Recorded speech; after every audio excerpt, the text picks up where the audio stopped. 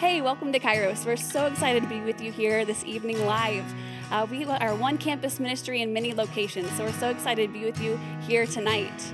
We do want to give you other opportunities to connect besides Wednesday nights. You can do that on Thursdays and Mondays. We have a Bible study from 6 to 7, and we want you to be able to connect and not be isolated, but be one family together. So go ahead and stand on up, whether you're at home alone or with friends or with family, and let's worship together.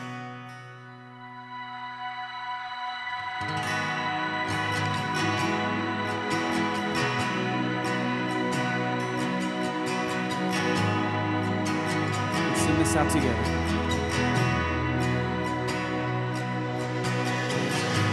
You wouldn't let me stay captive. You couldn't stand to see my chains. So you came to be my rescue, to part the waters my way. Jesus, you are my deliverance from death to life, and from dark to light. Jesus, you show me freedom when you call my name, when you broke my shame.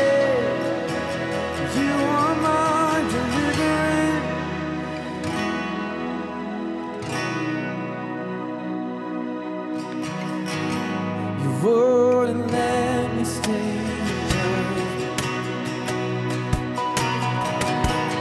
Took the wrath that I deserve. Your outstretched arm became my rescue. Your blood has told me what I were. We sing out, Jesus. You are my deliverance from death to life, and from dawn to light.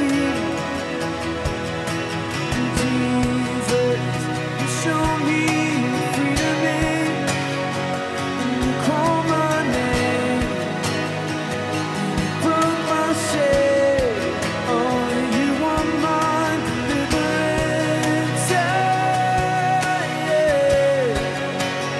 You are my deliverance. Let's sing this out together. Your love defeated the enemy. Your love defeated the enemy. Now there is victory ahead of me. There's no looking back, no looking back. Your love defeated the enemy. Your love defeated the enemy. Now there's victory ahead of me. There's no looking back, no looking back. Your love defeated the enemy. Your love defeated the enemy. Now there's victory ahead of me. There's no looking back, there's no looking back. Your love defeated the enemy. Your love defeated the enemy. Now there's victory ahead of me. There's no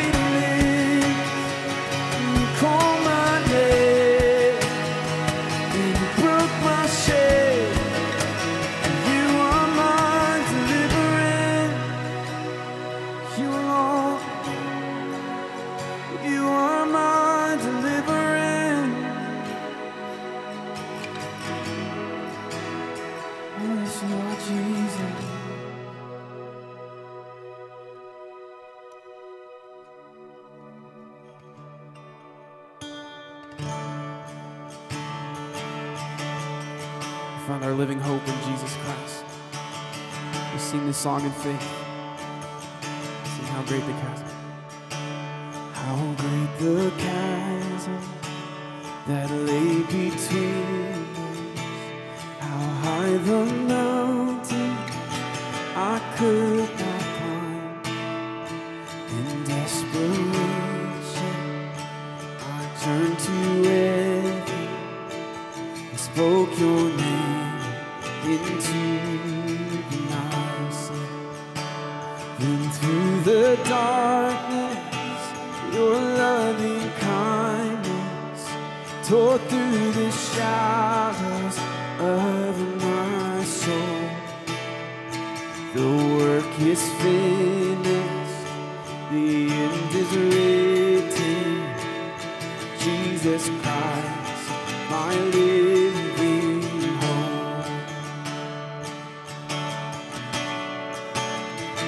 Who could imagine so great a mercy? What heart could fathom such boundless grace? The God of ages stepped down from glory to wear my sin and bear my shame. See the cross. The cross is spoken, I am forgiven. The King of Kings calls me his own. Beautiful Savior, I'm yours forever. Jesus Christ, my living hope. Oh, hallelujah, praise the one who set me free. Hallelujah, death has lost its grip on me. You have broken every chain. There's salvation in your name, Jesus Christ, my living hope.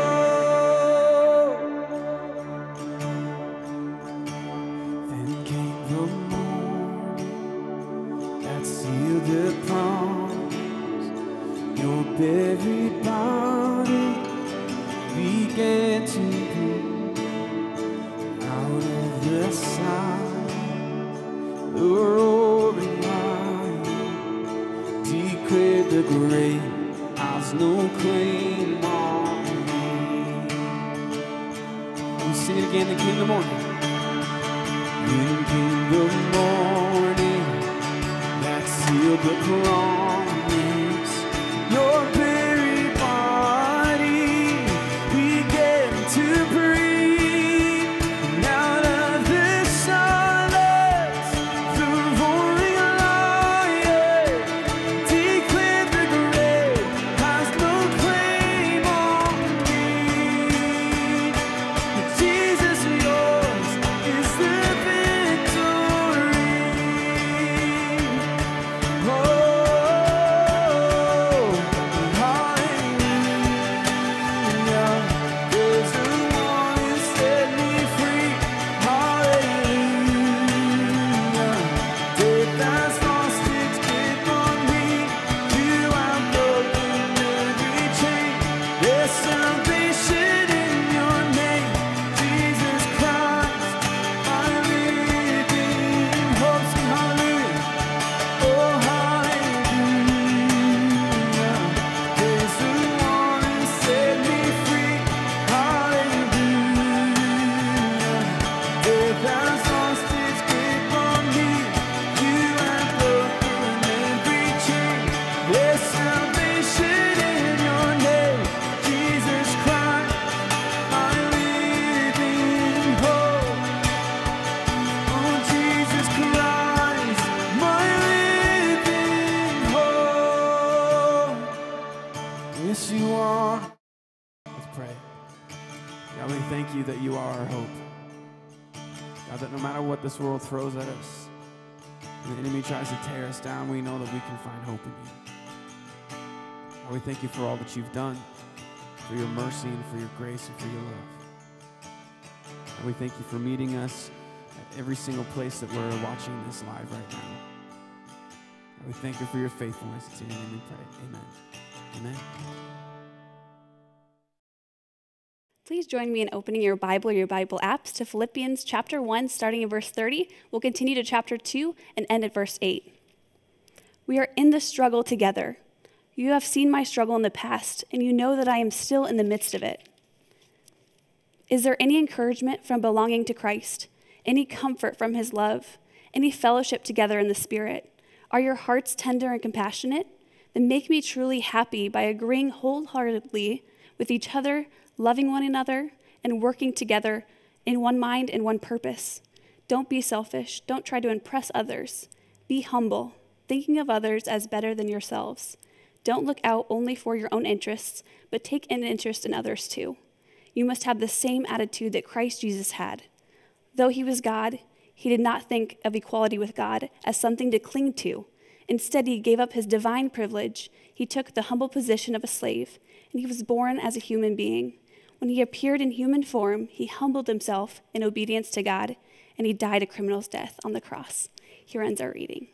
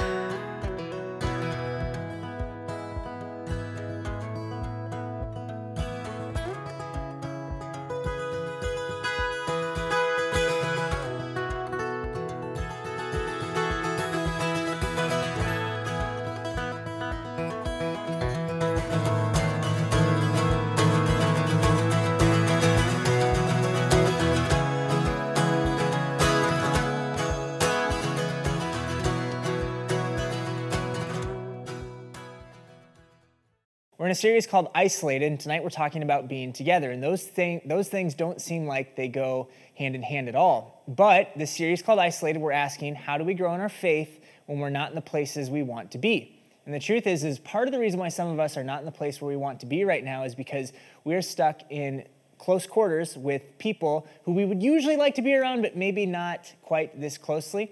There's a little boy named Ben, and I saw what he wrote this week about his experience about being really close to people who are around him and trying to play nice with them, but it's not working out, particularly with his mom. He writes this: "It is not going good. My mom is getting stressed out. My mom is getting really confused. We took a break so my mom can figure this stuff out, and I'm telling you, it is not going good." Poor Ben, but can you relate to him at all? There's this cat who looks like it is not living a very great life right now. The children are home for 2 weeks. Please send help. This cat is not really enjoying doing life together at all with this little girl right now. But also, some of the things that we've learned over the past couple of weeks have pointed us towards some important truths. For example, on this next slide, what we see here is Joe Exotic would be thrilled to know that he alone brought a nation together as we weathered a pandemic. Hashtag Tiger King. Now, if you don't know what that is, good for you. I'm not going to recommend it, but it does point to a truth. And it is this: it is that we are in this place where maybe we don't want to be, but we are in it together. That's what we're talking about tonight. We are in this together. We're isolated, but we are isolated together in a weird way. These are the kinds of things that really unite us almost more than anything, aren't they? The things that we struggle through together. Paul writes in Philippians chapter 1, he says, we are in this struggle together. Paul is writing from a prison cell, so his struggle is obvious. And he's writing to a church in Philippi, and he's writing to Christians. And back in those days, it wasn't always easy to be a Christian. And so they're struggling, and they're struggling together. Well, what's our struggle? What's the thing that we're facing right now? Now, obviously, on the surface level, it is that this world is not quite as safe as it used to be. But the underlying struggle, I think, is that things are being stripped away from us. Things that we never thought would be stripped away from us. Think about the things that have been canceled and the things that have gone away. Stadiums are empty because the NCAA tournament is not happening for the men or the women now. That same thing goes for wrestling, for spring sports. We don't have those places to go together anymore. Churches are empty on Sunday mornings. This space is empty on a Wednesday night, except for a few of us here now. It doesn't really feel like we are in this together. People aren't going to their jobs. It doesn't feel like we are in this together. Perhaps this season is teaching us more than ever that we really wish we could be together. I get it, maybe not in really close quarters, but we do wish that we could be together. That's a struggle. It's a struggle that has led to social distancing. Now, social distancing is a relatively new term. Frankly, before a couple of months ago, I don't know if I had ever heard of it. Maybe you hadn't either. But perhaps some of us have been living socially distant for a while now. You know, you don't have to be physically distant from people in order to be socially distant, right? Some of us have been living socially distant for a while because, well, we're physically present with people, but mentally we would never let other people know what's actually happening in our head. For others of us, we found, well, I've got a really great social life. I'm very socially active, but the truth is that hasn't led to real friendships. That's interesting, isn't it? There is a difference between a social life and friendships. Look, our social life has been stripped away, but do our friendships have to go away too? Not necessarily. See, social life, those are things that you do. Social life gives you something to do, but a friendship gives you someone, a person, a companion, someone to count on. A social life gives you a good thing, like a reputation. Talks about the places you go, the things that you've accomplished, a reputation. But a friendship, it gives you a relationship. And I do believe that a relationship is more important than a reputation. Let's sit on that for a second. Paul says this to people around him. He says, if there's any encouragement from belonging to Christ, it's this. Make me truly happy by agreeing wholeheartedly with each other, loving one another, and working together with one mind and purpose. What's Paul saying? He's saying if you identify as a Christian, and if you buy into this stuff, the one thing that you should know is this. You're not supposed to do life alone. You're supposed to do life together. Now, life together does not necessarily just mean physically present, and we've learned that over these past few weeks. Because again, you can be physically present but very socially distant from people. And Paul is saying what really matters is that you would be together with people. You'd unite. And Paul is saying this to people who are far away from him. He's in a prison cell. He's not physically close with them, but he's saying we still have community. We are still in this together. This is the point of our Christian faith, to do life together, life with God and life with other people.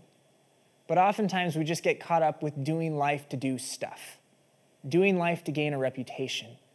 Well, Paul says this, again in Philippians chapter 2, he says, don't be selfish. That's what you're doing when you're just trying to impress others. And what's a reputation? Our reputation is the things that we impress about ourselves on other people. They're the impressions that we leave with others. And Paul says, don't do it. Don't fall for that trick. Seek something deeper. A social life, sure, it's great. It can lead to good stuff. But if a social life is just leading to things that we do, it'll leave us feeling very empty. Let's think about the things that we do, the things that make us socially active. Maybe when you were a kid, you joined a sports team. Why do kids join sports teams? I know that adults looking back, we look back, we say, oh, well, a kid joins a sports team so that they can learn teamwork. And true, kids do eventually get to that lesson. But you ask the kid in that moment, why did you join the team? Maybe it's because they wanted to become the next Alex Morgan or the next LeBron James. It's kind of a selfish pursuit, and it's okay to admit that. Think about why we go to college.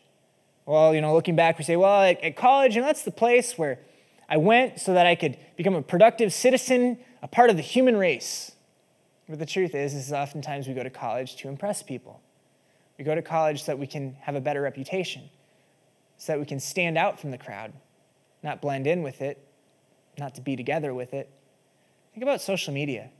How much time have you been spending on your phone over the last couple of weeks? Do you get that notification once a week that tells you, well, your phone usage, your screen time has gone up by 328% this week, and that leaves you feeling very ashamed, and you do not want to talk to Siri at all anymore. And then it tells you in the analytics how you've been spending your time on your phone. I wish I could say, every single time that I'm on my phone, I spend it connecting with people, and I'm in my Bible app, I'm connecting with God, but the truth is usually it just says I'm on social media. And we say, but wait a second, social media. Clearly that's just to connect with people. It can be used to connect with people, but oftentimes it's used so that we can make ourselves look really good. I mean, what are the pictures that you post on your Instagram? What are the updates that you share about your life? Typically, it's not the tough stuff, it's the things that make our reputation stronger. Why do we do the things that we do? How does it leave us feeling? It leaves us feeling like we have to impress other people. Paul says don't do it. The word that it says there for impressing others, it's kenodoxion. It says don't buy into this, don't do this. Don't fall into the trap of kenodoxion. It's two different words that make up one. The first is kenosis, and the second one is doxa, and what it literally means is empty of glory. Empty is kenosis, and glory is doxa. Put them together, kenodoxion, empty of glory. Look, the teams that we join, the colleges that we go to, the activities that we're a part of, and the social media, it can all be really good stuff, but if it simply only leads to a reputation, we will end up feeling empty of what we wanted, and that's glory. It leaves us with a God-sized hole, really. See, a God-sized hole is interesting. You take this cup, right? And we don't notice God-sized holes. Frankly, you maybe you've never even heard of the term God-sized hole. You probably haven't. But that's because we don't notice God-sized holes. We can go through life just completely fine without noticing them at all, actually, because God-sized holes are usually pretty small. A God-sized hole is not dependent on its size, but it's dependent on its persistence. And so I've got the tiniest little hole in this cup. And I might not even notice it if I look at it. I might not even notice it if I've got it sitting on a table and I start to, pour some water into it and nothing's happening. But sure enough, as long as I'm trying to fill it, it continues to empty. It's small, but it's persistent. It's infinite. And I'm trying to fill my God-sized hole with finite things. A social life. It's finite stuff. There are deeper things in this world. It's friendship. If you have a great social life, you might be very popular. And if you're feeling lonely, you might know which bar to go to. But if you have a friendship, you will know who to call when you're hurting. And what's better? I think it's clear. I think that's the fear that all of us are kind of dealing with right now. In this isolation that we have, maybe we feel like we're a little bit alone. Paul's trying to tell us, no, you can be in it together. But especially when that social life is taken away from us and we see that it wasn't actually like doing everything for me, because the truth is, school stopped, and as honorable as I was in going for all my dreams in school, that came to a stop. It was stripped away. And as great as it is to join a team or a club or an activity, it's gone away. I've got the greatest social media account in the world, but now I can't even post the same stuff, because if I post a picture of me with other people right now, I will get ripped for it. And I feel empty right now. And I feel alone. And I feel forgotten. You think about a musician toward the end of their career. What would drive them the most crazy? It's not that the work that they made once upon a time was bad. It's probably very good. It's that no one's listening anymore. They feel forgotten. Listen, you have a great social life. People will always remember you for what you do so long you're doing it and so long it's relevant. You have friendship. You'll never be forgotten. I've got a great social life because the way that I look, what if I don't look like that anymore? It's funny. My iPhone can open just by me looking at it because it recognizes my face, right? And apparently when I did that, when I set that feature up, I had my phone right in front of my face. It was very clear. And I looked good or something. I'm taking it in the selfie angle, right? Like in the right lighting so my phone can recognize me in my best self. I tell you what, my alarm's going off in the morning. I hold the phone up and I'm like, way out of it. My phone won't open because it doesn't recognize me. It's like the reputation, the impression that I tried to leave on it is gone. I'm tired of Siri. I don't want Siri. I want a friend. I want a true friend. I want an eternal friend that could never forget me. Social life, remembered for what you do as long as you do it. Friendship, you can't be forgotten. Paul says this. He says, I want you to be this close. Be humble. Think of others as better as yourselves. Be so close to people that you don't only look out for your own interests, but you take an interest in others too. Be so close to people that their hobbies become your hobbies. Be so close to people that their passions become your passions. Not because you're simply conforming to them, but because you're genuinely interested in who they are. You take a look at these couples that have been married for so long. They start to talk like each other. They start to smell like each other. They start to dress like each other. They even start to look like each other. It's because they're so interested in one another. They're so close that it's like these plural, these two people, have become one. And it's a mystery. And because it's a mystery, it's beautiful. Think about a choir. Are you interested in music? I'm really interested in music. I'm not good with music, but I'm really interested in music. This is the Nordic choir that you're seeing on the screen here. The Nordic choir is one of the greatest collegiate choirs in the entire world. They tour the world, always one of the highest rated, and it's beautiful. It's hard for me to post a picture of the Nordic choir because they come from Luther College. I went to Wartburg College, and a Wartburg graduate posting something about Luther College would be equivalent of an Iowa State grad posting the highlight video from whatever sports team from the University of Iowa. It just doesn't make sense. But here I am doing it because I actually spent a few years of my life listening to the Nordic choir. I did that because my sister is a graduate of Luther College, and she was a part of the Nordic choir. And as beautiful as I'd heard in recordings before, nothing was quite like hearing it in person. Because it's these dozens of voices. And when I see it in person, it's this wide stretch group of people. All sorts of different backgrounds, all sorts of different perspectives. None of them have the same story. And they're tightly packed together. And these dozens of voices sound as if they are one. And it's a mystery. How in the world could all these voices sound like they are one? That's the mystery, but the fact that it does happen anyway, that's why it's beautiful. Take a look at this. The dozens become one. It's life together.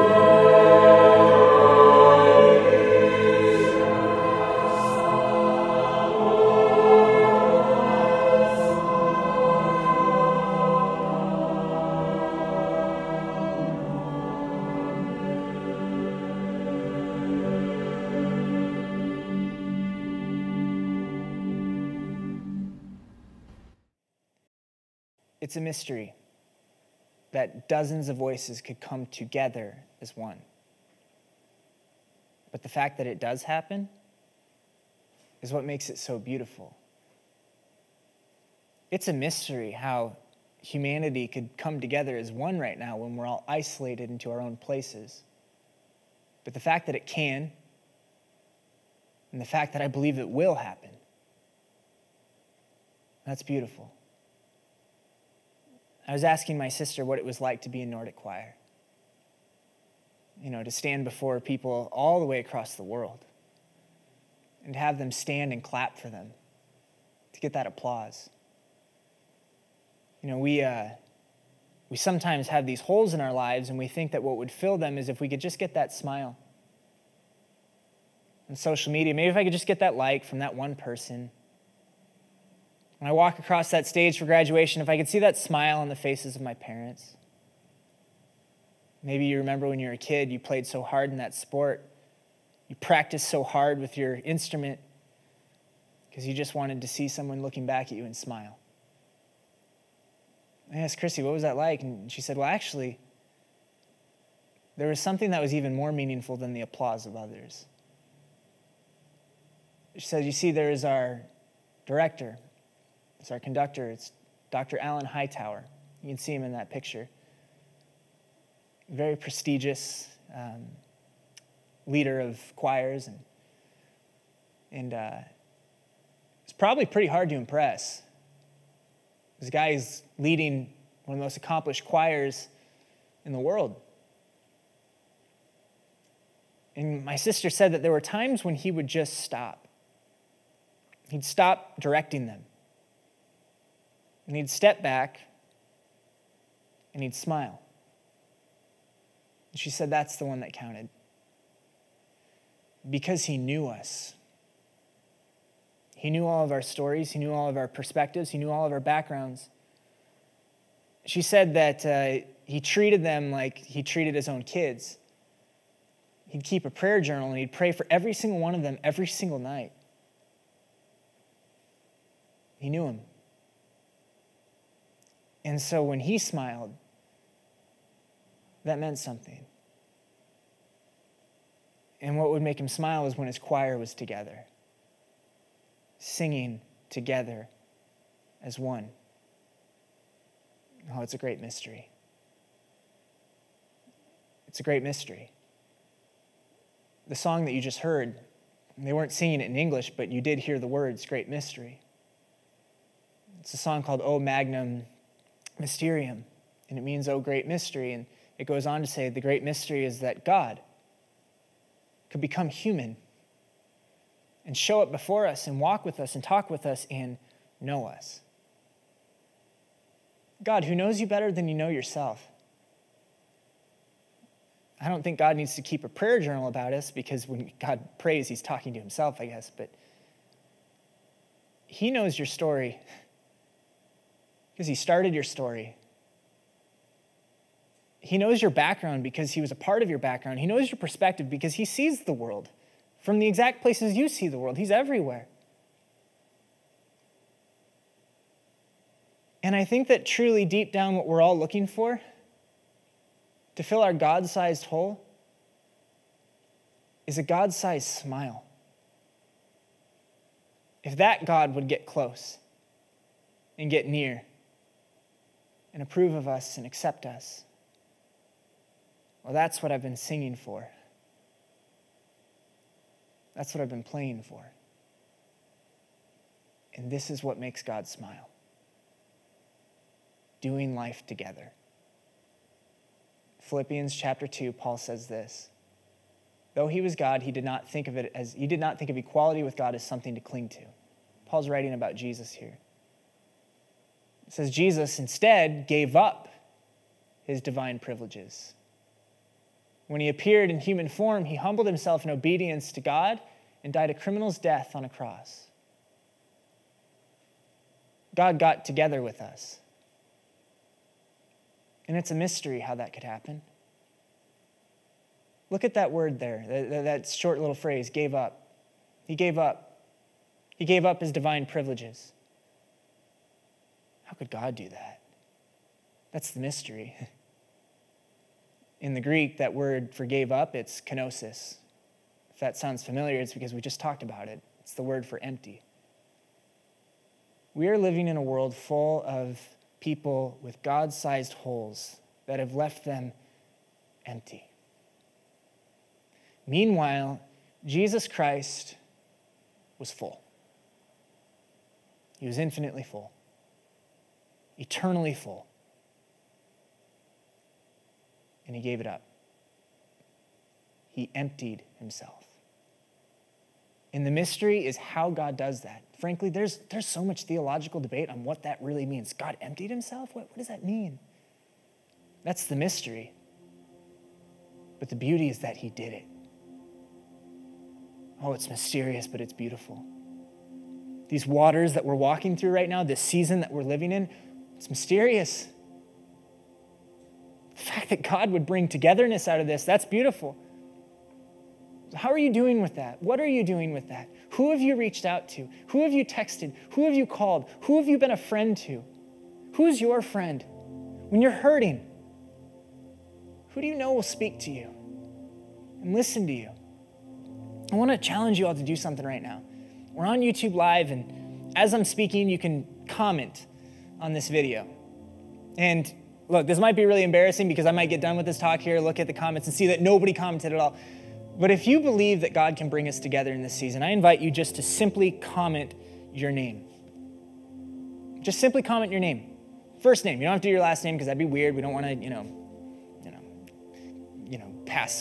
go too far in privacy or whatever. Just say your name.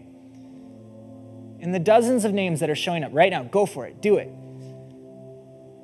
Every single one of us, we've got different backgrounds, different perspectives, and yet God can bring us together as one. Look, a lot of things have been stripped away from us. Things that we never thought would be stripped away. Graduations, trips, tournaments, gatherings. But Isaiah 54 tells us this. The mountains, boy, those should never go away, right? The hills, those would never disappear. But God says, for the mountains may move and the hills disappear. And even then, my faithful love for you will remain. At the end of the universe, when everything's gone, when the mountains have crumbled and the hills have gone away, there will still be God and there will still be you. And that's true for every single person who can hear my voice right now. The end of the universe, we're still together. We're still together. And it's a mystery. But the fact that it will happen makes it beautiful. It's mysterious beauty. As God promises, my covenant of blessing will never be broken. His blessing. Blessing, that word literally means his favor and his protection. And in order for God to protect you, he has to be with you. And he says, yes, forever. I've emptied myself so that you could be full. Full on me. With the rest of the world, all of us together. Oh, it's a mystery. How it happens, we have no clue, and that's what makes it mysterious. But the fact that it does happen and that it will happen, that's what makes it beautiful. Thanks for listening. Amen.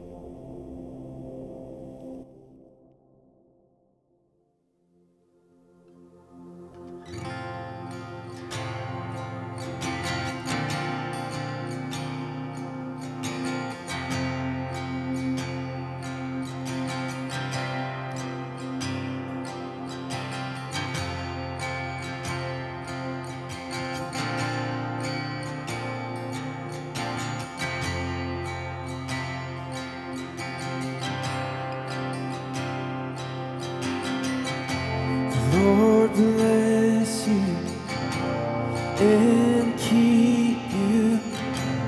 Make his face shine upon you and be gracious to you. Lord turn his face toward you and give you peace. Sing again.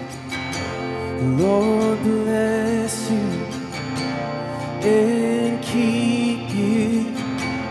make his face shine upon you, and be gracious to you. The Lord turn his face toward you and give you peace. Sing amen. Amen.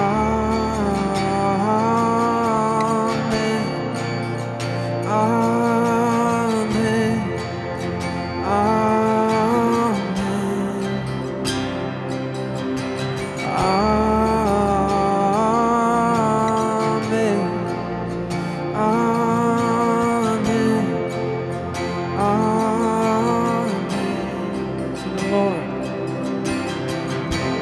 Lord bless you and keep you, make his face shine upon you, be gracious to you.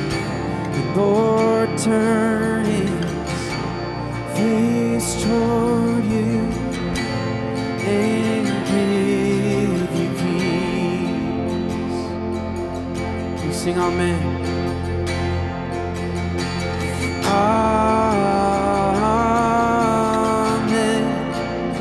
Amen. Amen. Oh, amen. Amen.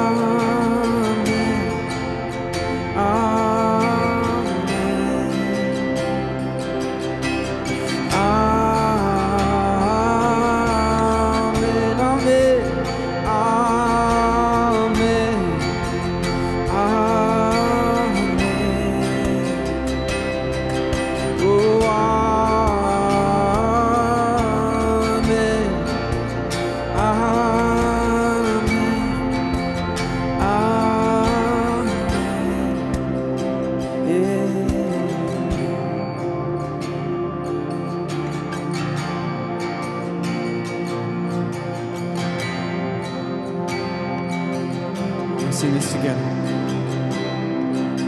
May his favor be upon you and 1,000 generations, and your family, and your children, and their children, and their children.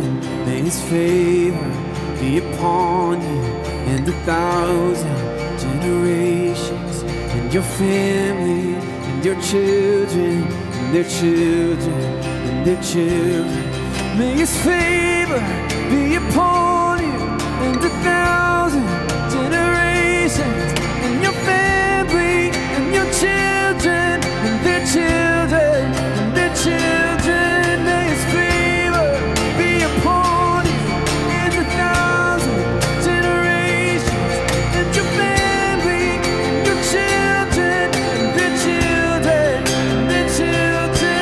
May his presence go before you and behind you and beside you, all around you, within you. He is with you. He is with you in the morning, in the evening, in your calling, in your going, in your weeping, rejoicing. He is for you. He is for you. He is for you. He is for you. He is for you. He is for you. He is for you. He is for you.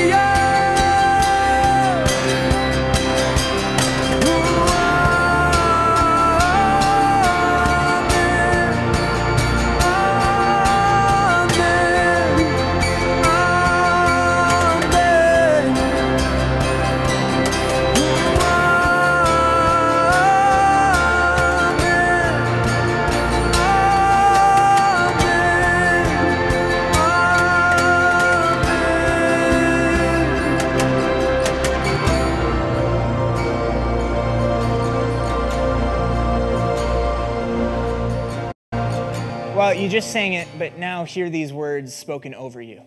May the Lord bless you and keep you. The Lord make his face shine upon you. The Lord be gracious unto you. The Lord look upon you with favor and give you peace. Amen. We'll see you soon, Kairos. Join those small groups on Mondays and Thursday nights. It is a great way to do life together, even in this weird and crazy season. We'll be in touch. Bye.